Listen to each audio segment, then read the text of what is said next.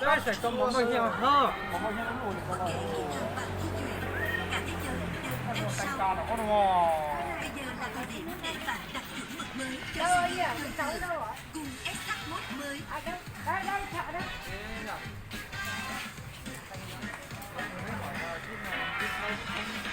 Đèn trước được trang bị đồng bộ công nghệ LED hiện đại.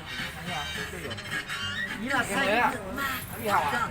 Không phải hỏi mà muốn hỏi là anh cái đấy bao tiền. À, hay cái này á. Cái này hỏi phụ tôm. Rồi anh sao nắm được. Cái thôi để hôm nào khách sao? Hộp để đồ phía trước dàn nắp mở, tích hợp cục sạc USB vô cùng tiện lợi.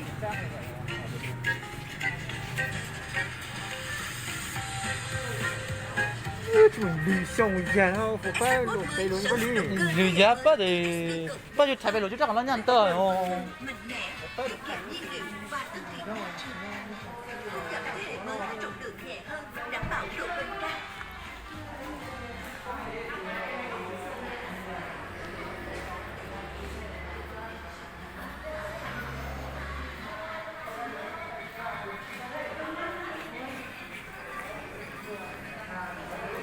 이거 것도 있다.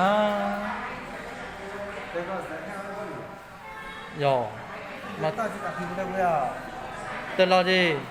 Ta chụp không còn một.